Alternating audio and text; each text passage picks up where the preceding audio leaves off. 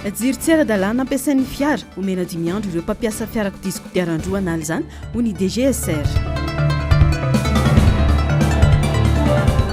Alatra sy von'olona gadra mandra-pahafateny tsy efantsazan'ireo voamarina fa tompon'antoka hoy ny minisitra ny fitsarana.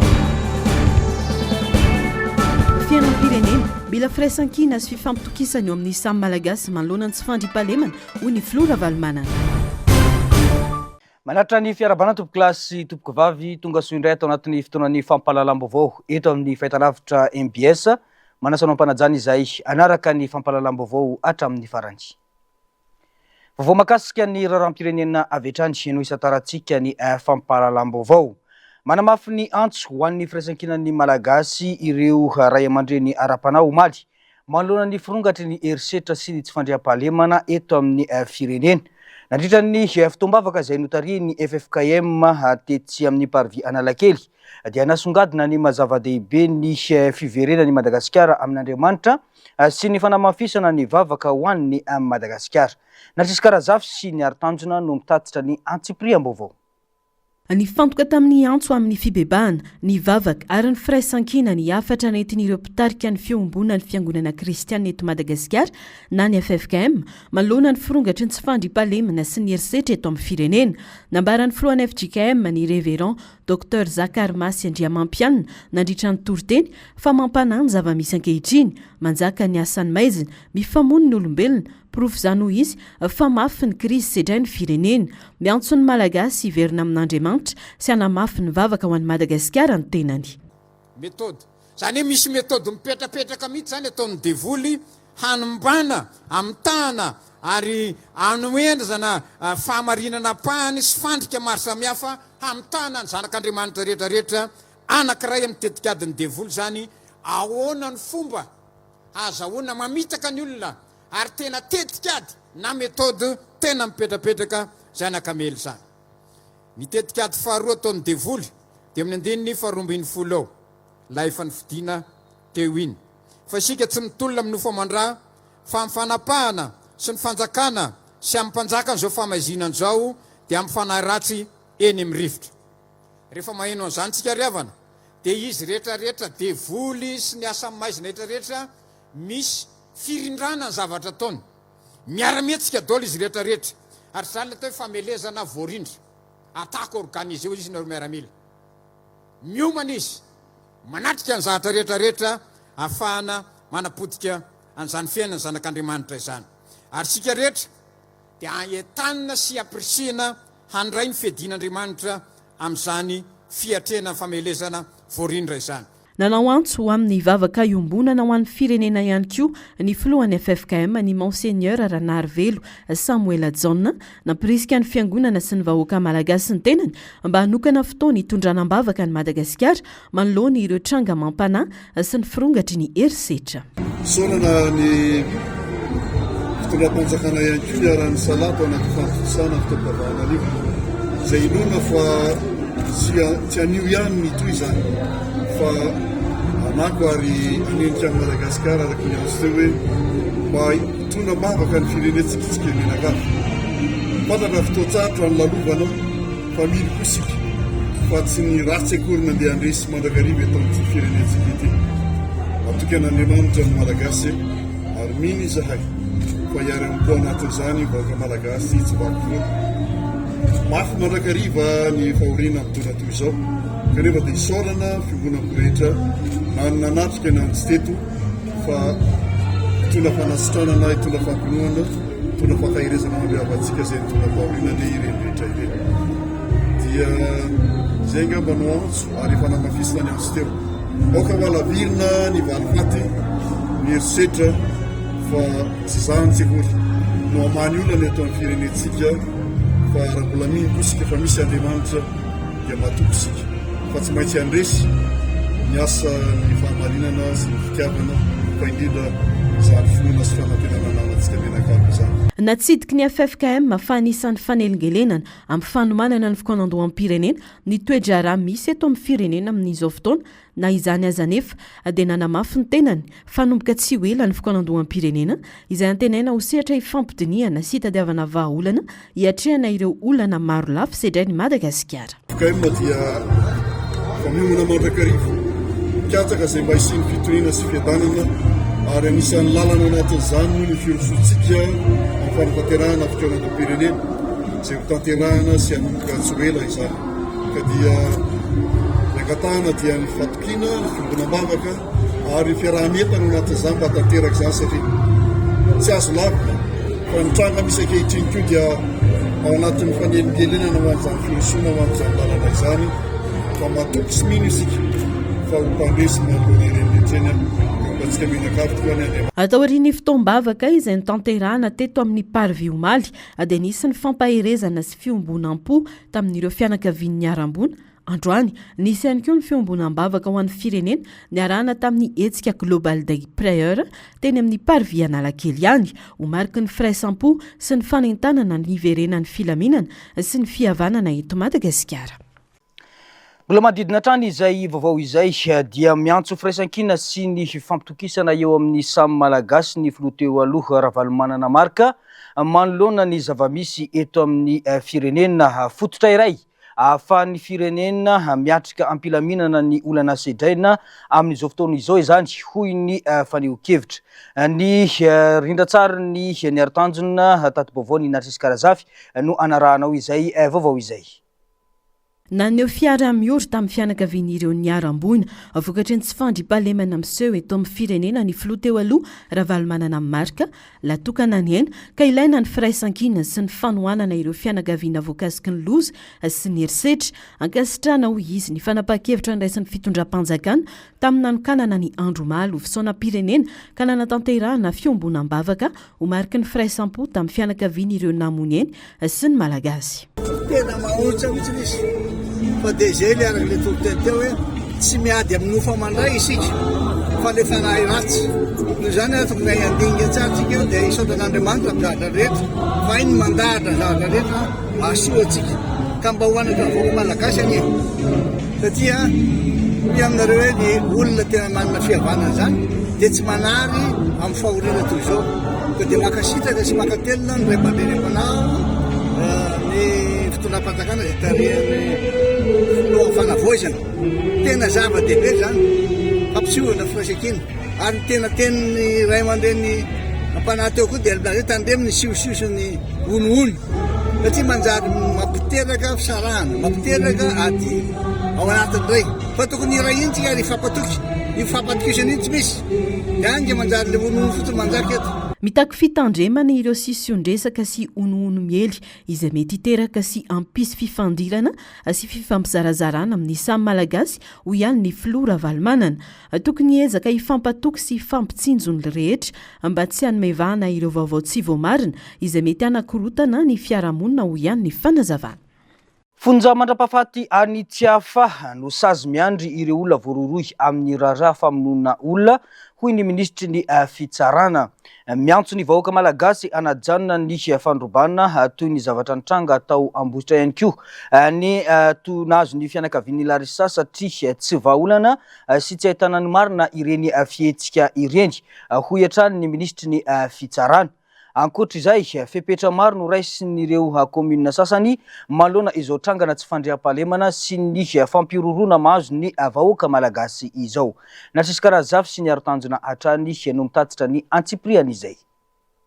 Noho ny fitahin'Andriamanitra no nahitana ny vatana mangatsiaka ny Larissa na dia tsy ny vatany rehetra aza no niraisin'ireo fianakaviana hoy ny Larissa no tanterahana omaly ny fandevenana ity zazavavy kely no vonoina tamin'ny fomba feno abibiana ity. Nefa misaotra an'Andriamanitra ihany fa naneho ny voninahitr'Andriamanitra satria raha araka ny zavatra nitranga tamin'ny fomba nahitana azy sy tamin'ny toerana nahitana azy dia tena tsy natanaina ho hitantsony izy fa noho ny fitiavan'Andriamanitra sy ny vavaka izay natao tena ny vavaka zahay mianakavy zahay mivady dia nasehon'Andriamanitra ny vata mangatsikany dia nitaolam-baly moa zany tsy izy rehetra tsy ny vatany rehetrarehetra tsony hita fa ambinambiny kely zany ho ny karandohany zany fomba hitany maha olona azy dia misaotra betsaka anareo rehetra izay ny ombavaka taminay amin'ny vady. Miantso ny vahoaka malagasy ho tony manoloana ny zava-misy eto amin'ny firenena ny ren'ny Larissa tsy vahaolana ho ny fanazavana ny famondrobana sy ny famotehana fananan'olona. Oka tony, oka mba hatao matotra ny fanehoana hoe tena ory ary tena nampalahelo mba ho hitan'ny fitondram-panjakana ny fiangaviantsika sy ny fangatahantsika hoe zao ny zavatra tianay ho takiana fa tsy fandrobana rera olona no atao hitakintsika ny marina sy izay ny fandriampahalemana mba tsahiseho koa dia zahay amin'ny vady moa zany tena miala tanteraka re ohatra ho misy fandrobana tsy ao anatin'ny zavatra inona moa tenenay amin'ny vahoaka hoe mandrobana reo fa anay ara zao tena ao anatin'ny tebotebona dia hoe efa hita Larissa satria mety mbola misy namany reo nahavandoza reo dia izay no mampiteboteby anay. Valo volana teoriana nanambara fa mbola hiara-ny fandrahonana kosa ny fianakavian'i Miguel raha tsy ahivina ny 14 Novambra 2024 no nisy naka teo tokotany ny teny Tsimbazaza ilay zaza entona ary maty ny vonoana. Tsy anisan'ny voasambotra ny olona noahy iahin'ny fianakaviana fa ireo nirahana ihany no voasambotra ka mbola mampiorohoro ny fianakaviana hatramin'izao hoy ny fanazavana. Mangataka fitondram-panjakana zany zay amin'izao satria lasa somary nangingina kely nefa misy ny tena namono mbola hatramin'izao tsy voasambotra fa ny ray tsikombakomba sy mipikarama no voasambotra amin'izao dia mba mangataka mifanaraha-maso zay tompoko satria mafy aminay ny namozanay ny zanakay satria feno abibiana ny zaza mivonoana ny tataka 5 tao anatin'ny ato nefa tsisy ratsy sy ninina ny zaza fa na tsy tao anaty tatatra fotsiny ny zaza no nahitana amin'ny fatiny tompo dia izay mba iangavianay. Mbola tsisy didi-pitsarana tompo fa mbola keto foana no vita dia ny renikely moa voarory tamin'izy io dia nisy lehilahy anankiray ny fona tamin'ilay zaza maty dia ny anankiray dokera mpikaramanady niaraka tena namono tamin'io zaza io. Misy olona tompoko tena misy olona nefa izay amin'izao zany tena matahotra amin'ny fianakaviana satria lasa mbola mampiorory zany ny tena namono hatramin'izao. Manoloana ny zava-mitranga eto amin'ny firenena dia nandray fepetra ny komuna Lasora anajanona ny hetsika fitangorongoronana toy ny kermesy sy ny sisa hisorohana ny tranga alajaza.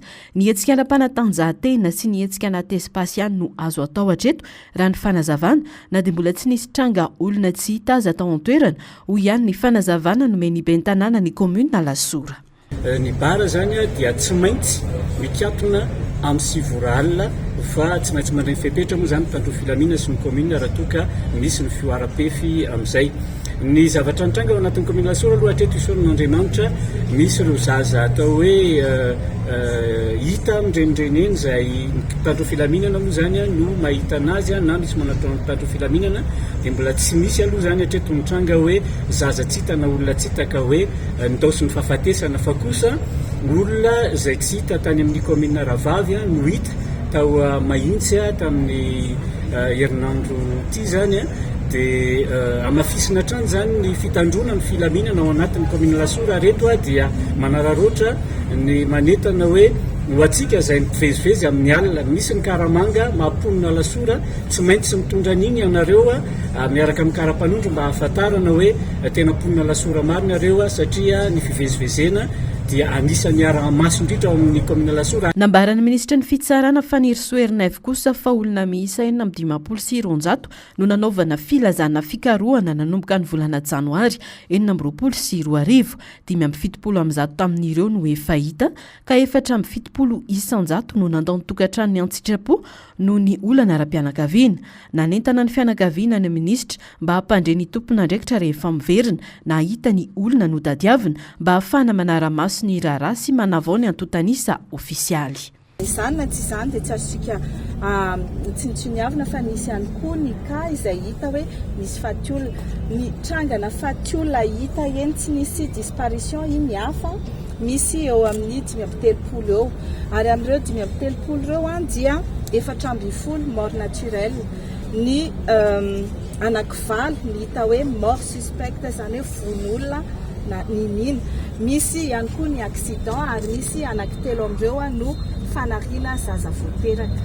Izany ireny zany tsy ao anatin'le disparition fa ao amin'le disparition dia anankisivy no faty olona hita ary efa mandeha ny fanadihadiana amin'ireo 30 ny dossier eny fitsarana efa Madagasikara resahako io dia ny 12 amin'ireo no efa niakatra fitsarana, ny 10 teto Antananarivo ary ny anankiroa tany amin'ny faritany.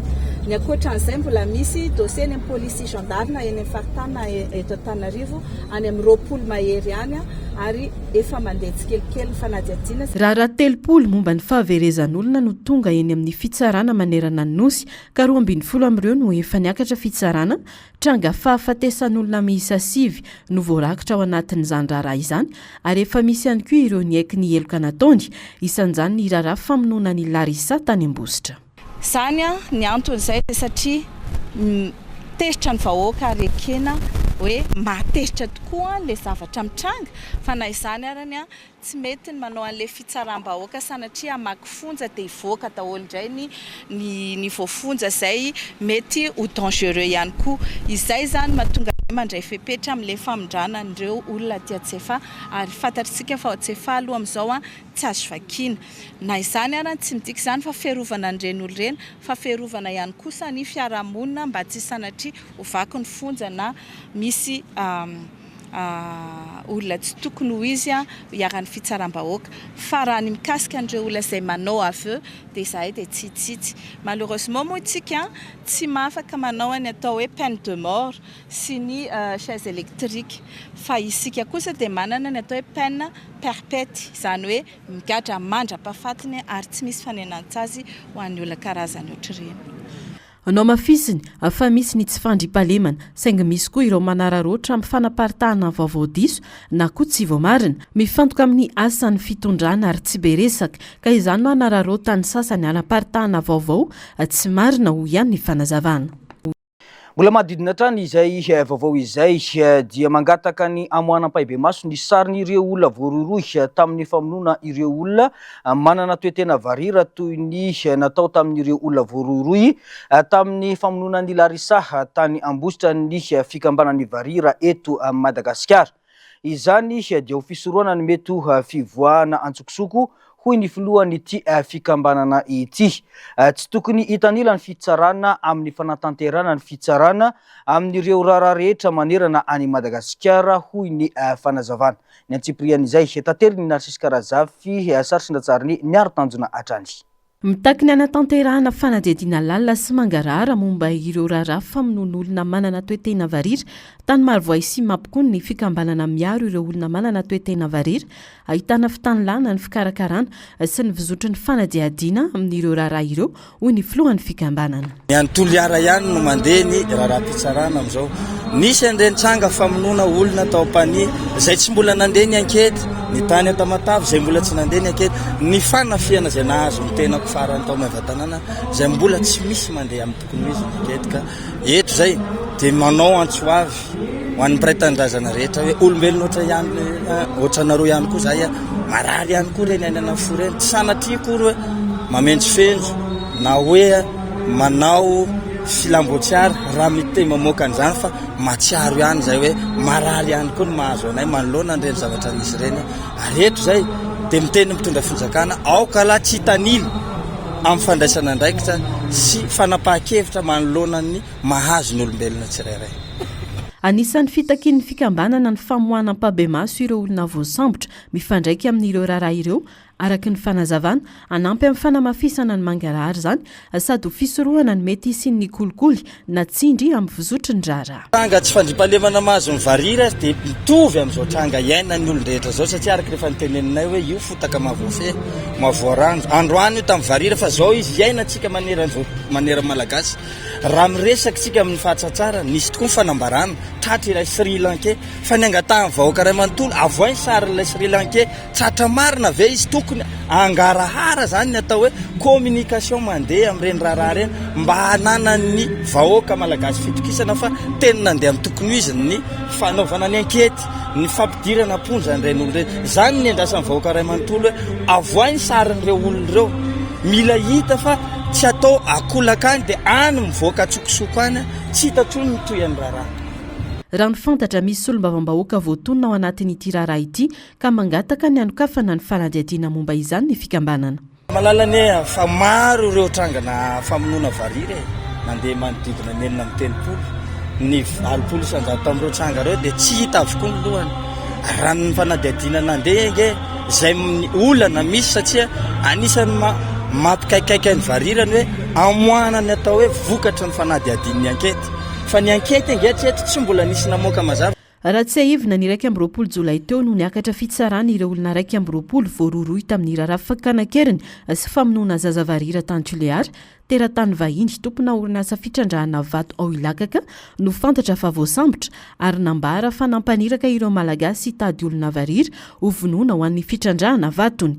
Tsy nisy toyny kosa ny mikasika ny famonoana ireo varira tany mampikony sy Marovoay ka izay no antony anaovan'izy ireo ho antso. Vaovao makasika ny toekarena kosa indray na dia lazaina za fa misy ny fiatsarana ho an'ny toekarena sy ny fiarina ara-toekarena eto Madagasikara dia mbola maro amin'ny malagasy no miaina ao anatin'ny fahantrana. Araka ny antotanisana voky ny banky iraisam-pirenena manodidina ny 300 ny tany tsy fanananasa kanefa mihoatra ny 3 ampahefatry ny ponina no miaina ao anatin'ny fahantrana. Mitaky politika ara-toekarena mazava ny zava-misy hoy ny mpandinika toekarena.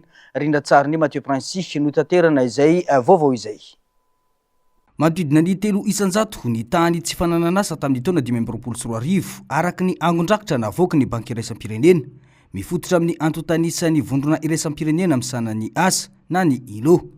Tamin'ny taona 2024 570 ny ponina eto amintsika no miaina anaty fahantrana araka ny angon-drakitra momba ny tampahantrana eto Madagasikara navoaka ny banky iraisam-pirenena ihany. Raha ireo taray marika ireo vitsy ny tsy anasa saingy ny ankamaroany malagasy dia mahantra avokoa. Mampametra-panontaniana ny fanampy politika ara-toekarena eto Madagasikara hoy Serge Zafimahova. Maro manko ireo miasa amin'ny sehatra tsy ara-dalàna na manana fidiram-bola tsy maharitra. Asa dino nenina amin'ny 700 ny vahoaka malagasy ane tsy mandoetra fa ao anaty secteur informel izy. Fa aza dino koa nefa ny 30 ka hatramin'ny 5 ny arikarena na hoe produit intérieur brut aza dino avy ao amin'le olona 970 reo. Zany hoe reo 970 reo ao anatiny ataontsika hoe secteur informel licite na hoe secteur informel zany manaja ny ara-dalàna ihany. Fa misy koa secteur informel illicite hoe ny trafikana volamena reny zao illicite. Tokony ahafahan'ny olona mahita asa mendrika mampitombo ny fahefa-mividiny mahazo tolotra tsara eo amin'ny sehatry ny fahasalamana sy ny fanabeazana. Ny politika ara-toekarena mahomby ahatsapa-nisambatan'olona fa misy fiantraikany tsara eo amin'ny fiainany. Ny fandrosoan'ny firenena hoy ny fanazavana. Tsy ampy na tsy misy paikady ho fampiroboroboana ny famoronana asa eto amintsika treto hoy ny fanamafisana. Hoe hitantsika tsara ny communiqué en GEM zay misy ny patronat lehibe indrindra eto Madagasikara. Misy ministra koa ngamba tsy mahafantatra hoe matantsaka be ny ty GEM ty. Ohatrany to misy ministra zay reko nanao vavavava momba an'izay. Mbola mila ampianarina koa le ministra iny. Fa hoe le patronat io ne manana ny lanjany io. Aza dino fa nikaraman'le ministra iny netra ny sehatra tsy miakina sy ny vahoakany ny mahatonga azy amazo karama. Fa sao dia verina fa volena amin'ny tany lasa voninkazo volena ty karama ty ka hoe ohatrany hoe letsi alaina ny vola mpanjakana. Tsy letsi iny vola mpanjakana fa vokatry ny asa ny orinasa, vokatry ny asa ny tsirairay. Dia zay etra zay no vola andoavana mpiasa mpanjakana. Ka le izy zany tiako resahana hoe tsy azo tsy niavina mihitsy ny sehatra tsy miakina. Satria izy mampiodina ty ekonomia ty. Ny ekonomian'ny firenena anankiray no nietra alohan'ny sehatra tsy miakina. Ka rehefa misy ny tsy fampatokisana eo amin'ny sehatra tsy miakina sy ny mpitondra ratsy be zany. Tsy maintsy apetraka foana zany ny relation de confiance entre ny fanjakana, ny vahoaka ary ny orinasa. tokony ifantoka amin'ny famoronana asa mamokatra sy mahavelona ny fanjakana hoy ny faneho-kevitra. Anisan'izany ny fanatsarana ny tontolo ny fandraharana, ny fampiasam-bola amin'ny fotodrafitrasa, ny fanohanana ny fambolena sy ny indostria ary ny fanamafisana ny fanabeazana sy ny fiofanana arakasa. Ireo rehetra ireo no ampitombo ny vokatra sy ny fidiram-bola ny olom-pirenena hoy hatrany ny fanazavana. Tontolon'ny angovo kosa indray tsy nitsify sy ny loharanon'angovo ny olana eto Madagasikara. Manana fahafana amokatra angovo ny firenena saingy sarotra ny manova izany ho famatsiana azo antoka sy maharitra. Ny tsy fampin'ny paikady sy ny fampiasam-bola ary ny fahaiza-mitantana no isan'ny olana ho an'ny sehatry ny angovo eto amintsika, ankoatry ny tsy fahaizana mitsinjo lavitra raha ny faneho-kevitra. Rindratsariny Mathieu Prince hatrany. Tsy ny fisian'ny loharano ihany dia ampy ahazahoana mamany olana rangovo fa ilaina ny fahaiza-mitantana, ny teknôlôjia mifanaraka amin'ny zavamisy, ny famatsim-bola ary ny drafitra mazava ho fampandrosoana ny sehatra. Aina janona ho arina tsy voatrandraka fotsiny ireo fahafahana ireo eto Madagasikara raha tsy voatandrina ireo lato-zavatra ireo hoy ny fanazavany Mon Père Prosper Tovomandanarivo. Zatra ny miankin-doha i Madagasikara fa tsy mahay mitrandraka ireo arena ananany hoy ihany ity mpandinika fiainam-pirenena. Betsaka ireo loharano azon'i Madagasikara amokarana sy iteraka tombotsoa ho azy, saingy mijanona ho arena fotsiny ihany ireo hoy hatrany ny fanazavana. Miankina mpamatsy volontsika amin'ny vola, miankina amin'ny vazahantsika amin'ny fahaiza-manao, miankina amin'ny hevitry ny olontsika amin'ny fahamahana ny olontsika, dia tsika zany miandro fahanana fotsiny eto zany. Dia ataoko fa any no ampifandraisiko amin'ilay fanavaozana tokony ataontsika zany ny lafin'ny fampianarana sy ny fikarohana ara-tsiansa sy teknika eto Madagasikara. Betsaka angeny manam-pahaizana sy ny anatra, dia betsaka amin'ny fikarohana ahoana ny ampiarana azy eto Madagasikara. Misy zavatra tsotra izy indraindray hitantsika amin'ireny toerana kely misy lakan-drano ametrahan'ny olona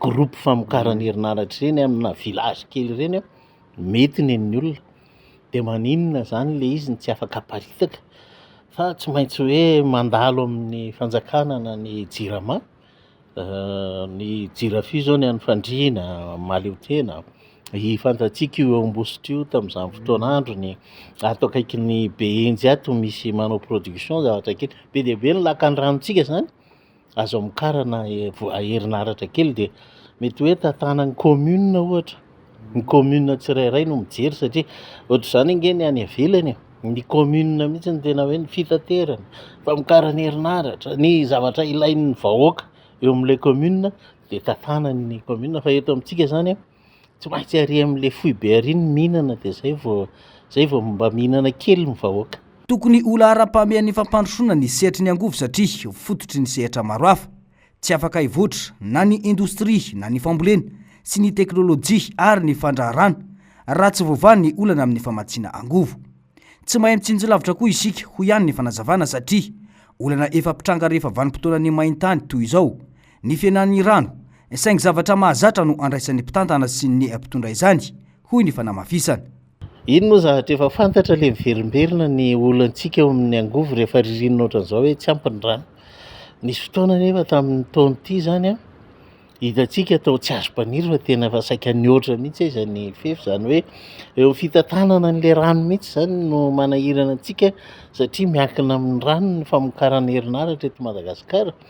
Dia manana olana zany tsika tsy miprevoara foana n'ilay hoe maintany zany manahoana raha tsy ampy ny rano, ahoana ny fitsinjarana an'io tsy azo mpaniry sy mantasoa. Fa raha tamin'ny teo iny zany dia azo lazaina hoe betsaka ny orana, betsaka ny rano, fa very fotsiny moa zany ny rano eto amintsika. Ka ity fisehoan'ny olana ny energie eto Madagasikara ity zany hatramin'izao tsika zany dia mbola tsisy vahaolana, tsy mahita vahaolana tena mazava. Tsika vidy groupe fanjakana mizara ny groupe eto sy eroa fa tsy mandeha araka ny tokony ho izy ihany ny famokarana sy ny fitsanjarana. Dia mino marimarina fa mba misy asa sy fandinihana tokony atao zany ny amin'izay le hoe famokarana, ny fampiasana ny vola, ny fitsinjarana sy ny fitantanana n'izy io. Ankoatra izay, taorian'ny fampitandrimana ambava nataon'ny filohan'ny fanavaozana mikasika ny olana famatsiana herinaratra any amin'ireo faritany asan'ny orinasa Enelec dia nitondra fanazavana ity orinasa ity. Araka ny teny mita nanana olana ara-teknika tsy azo nanoarana no sedray ny tompam-karana herinaritra sasantsasany tantany ny diorina say ity. Nitady vaolana ny teo anivo ny tompam-karana tantany ny Eneleka sy ny Jirama rehefa nitranga ny olana ho fitsonjovana ny fitohizan'ny fisitrahan'ny mponina ny herinaratra.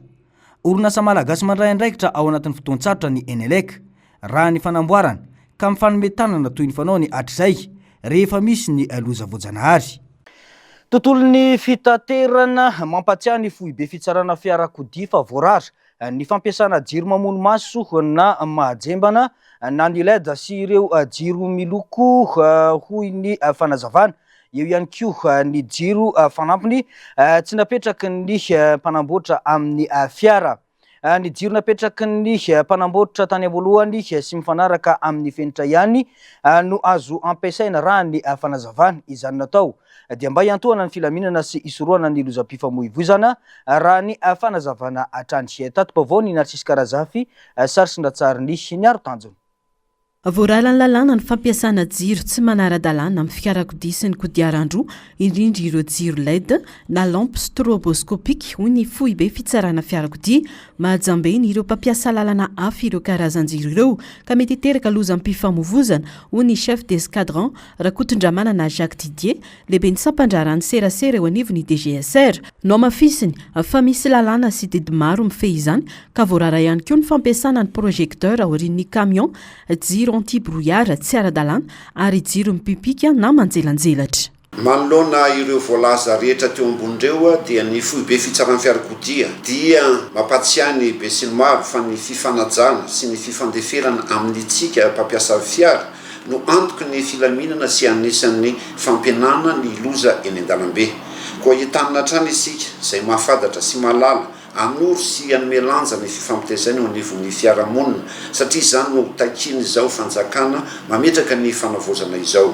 Manentana ihany koa izahay ho antsika mpitandro filaminana indrindra ny eo anivon'ny polisy pirenena sy ny gendarmerie pirenena mba hifanometanana amin'ny ady ataontsika amin'izao fampanajana ny lalàna hiadivana amin'ny jiro tsy ara-dalàna izao satria dia lahatokana miaina. Nambaran'ny lehibe ny sampandrara misahana ny hetsika sy fitsirihana ara-teknika tampoka an-dalambe fa na dia ara-dalàna aza ny ankamaroan'ny fiara mandritra ny fitsirihana ara-teknika dia misy ireo mamerina mametaka ireo jiro voarara rehefa vita ny fitsirihana.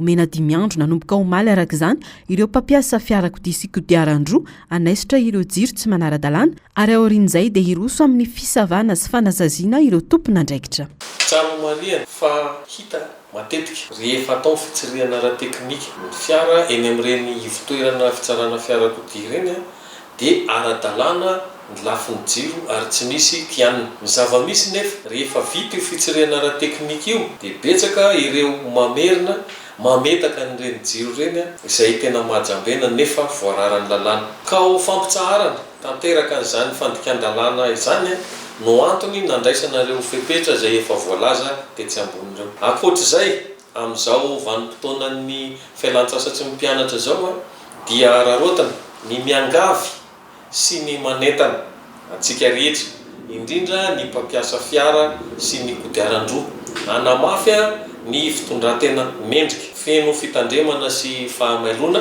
ary fifandeferana ankoatra ny tokony anaovanareo fiarovam-batana isan-karazany ary anamafy indrindrindrindra ny fikojakojana ny lafiny ara-mekanika sy ara-teknika. Mampirisika ireo mpampiasa lalàna rehetra najany lalàna sy anamafy ny fitandremana mba hampienana ny lozam-pifamoivoizana ireo tompon'andraikitra. Iverina vetivety ao anatin'ny tontolon'ny politika isika ao anatin'ity vaovao manaraka ity amam-bolana maro no nangatahany fikambanan'ireo ben'ny tanàna manerana nosy fionana tamin'ny filohan'ny fanavozana ny repoblika. Hatreto anefa tsy mety tanteraka ny fionana noho ny vaovao tsy marina mielika milaza fa mikasa anonga-panjakana ireo ben'ny tanàna raha ny fanazavana izay nataon'ny filohan'ny fikambanan'ny ben'ny tanàna eto Madagasikara. Rindra tsara ny Mathieu Prince no hitaterana izay vaovao izay. Nijoro tamin'ny fomba ofisialy ny volana Novambra 2024 ny fikambanan'ireo ben'ny tanàna eto Madagasikara. Taorian'ny fitsanganan'ny Barao Nasionaly dia nangataka fionana tamin'ny filoham-panjakana izy ireo ifampizarana ny fanatsarana tokony atao amin'ny fomba fametrahana andraikitra amin'ny vondrom-bahoaka paritra itsinjara-pahefana. Ny 12 Aprily 2024 nisy ny fanambarana fanamafisana ny fangatahana fionana tamin'ny PRRM. nivoaka ny daty tokony anatanterana ny fiaonana saingy tsy tanteraka izany noho ny olana rapotona teo amin'ny filohan'ny fanavozana raha ny fanazavana tsy nisy daty vaovao hafa intsondry nivoaka taoriana izany fantatra taty aoriana fa nisy nanelitsao tao andapa ka antony sakana amin'ny fiaonana raha ny fanazavana dia efa nisy daty zay a nomeny dia tsy tanteraka le daty a noho ny fahasairanana etsikilany koa nisy atao hoe iza noho ny voy azy iza noho natahotra dia tamin'ny fiaonana dia hoe eritreretina hoe misy apahana be ny tanàna mikenikenina hanonga-panjakana zay tena raha ny tenanay aloha amin'ny mahafilohan'ny fikambanany be ny tanàna dia tsy mivoaka tao anatin'ny fivorian'ny bureau national zany ary tsy nivoaka kory tao anatin'ny fivorian'ny be ny tanàna maro anisa satria efa mivory zay 300 nisanay a tsy nisy an'izany resaka izany mihitsy fa nivelanay mamorona an'izany dia izay mahatonga ny hoe raha ny any velany ve no miteny dia lasa mijanona le fiaonana tokony asiana lanjana zany le hoe be ny tanàna fa lasa hita mihitsy hoe maivamaivana zany le be ny tanàna raha aty Madagasikara ny resahana ka olona folo atao andoto rano no mandoto rano dia tonga dia mijanona hatramin'ny fandraisana zany dia zay lasa miteraka ohatrany hoe fikirizana eo an'le be ny tanàna hoe andaotsika atao zay lalana ionana amin'ny filohan'ny fanavozana anazavana an'izany fa tsy hevitra izany ary tsy mivoaka tato aminay fa zay ny teny an'izay no tena tompona andraikitra manoana ny fitondrana fanavozana ny fikambanan'ireo be ny tanàna hoy ny fanamafisana tanjona ny sy ny fiaraha-miasa isitrahan'ny vahoaka hatreny fotony ny fanovana sy ny fanavozana kasain'ny fitondram-panjakana apetraka eto amin'ny firenena vaovao makasika ny sosialy kosa indray dia zazalahy miisa 70 no nisitraka famorana fahobe no karakarainy solombavam-bahoaka ao amin'ny boriboritany fahatelo androany ankoatra ny tolotra ara-pahasalamana nahazo fanohanana ihany koa ireo ankizy ireo ho fanehoana fa zava-dehibe ny fampitsonjovana eo amin'ny fiarahamonina malagasy raha ny fanazavana no antony ity etsika ity rindra tsara ny Mathieu Prince no itaterana izay antsipliam-baovao izay etsika anampinareo fianakaviana sahirana sy anamafisana ny firaisan-kina eo amin'ny samy malagasy ny famorana fahobe ankoatra ny mahafomba marazana ny famorana dia fotoana anehoana fanampiana sy firaisampo ny etsika araka ny fanazavany mpikarakara tsy tokony isy malagasy jery fotsiny ny fahasairana ny hafa fa tokony ifampitsinjo sy ifanohana satria firenena iray sy vahoaka iray ihany no misy tsy famorana fotsiny ihany no tanjony etsika fa afatra lehibe momba ny fihavanana sy ny firaisan-kina hoy ny fanazavana zazalahy kely eo amin'ny 70 isa teo no natao asoavana zany teto amin'ny boriboritany fahatelo fifanampiana firaisan-kina firaisan-tsaina fanamafisana ny fihavanana manoloana ihany koa ny ataontsika hoe déstabilisation na hoe fanakorontanana zay eritreretin'ny sasany atao malagasy gasy any ary gasy tia zanaka marary zanaka ny gasy dia zay mahatonga anay hoe mba mifanampy sy mifametanana teto amin'ny boriboritany fahatelo aloha ny ankamaroany dia samy izy koa moa zany efa tsy hoe zay rery nanao asoavana fa betsaka fa tao reny safidy anay dia isorana manokana zareo dokotera manam-pahaizana manokana no miandraikitra ny famorana mba hiantohana ny fahasalamana sy ny fiarovana ireo ankizy anisan'ny fotoana manandanja eo amin'ny fiainan'ny ankizy lahy malagasy ny famorana satria mifandray amin'ny kolotsaina sy ny maizy azy ny fiarahamonina izany zay moa zany efa betsaka ny fipetrany dokotera no efa name toromarika maro isan-karazany ary manindrindrina resaka le hoe fahadiovan'le zaza alohany anaovana an'le asoavana sy ny toromarika maro samihafa ihany koa aoriana an'le asoavana spesialista dia misy mpanara-maso misy dokotera mijery fotsiny zay namana solombavam-bahoaka ihany dia misy ireo mpanatanteraka ty foana ny etsika raha mbola misy azo atao dia zay matiako Madagasikara nytiako Madagasikara maimaimpona ny famorana ka nanamaivana ny vesatra arabola zakain'ny fianakaviana maro izany raha ny nambaran'ireo ray aman-dreny tsy voatero amin'ny endrika lehibe ny fanampiana ny hafa fa manomboka amin'ny fihetsika tsotra mitondra vokatra lehibe eo amin'ny fiainan'ny olona hoy ny fanehoan-kevitra dia zay ihany koa no manakatona ny fotoana ny fampahalalam-baovao teto amin'ny fahitalavitra MBS tompo kilasy sy tompoky vavy mankasitraka anao nanaraka izany ny hatramin'ny farany isorana teknisianina isorana ihany koa na manampanao gazety niaraka nanatontosa izao fampahalalam-baovao izao mametraka ny soavatsara veloma tompoka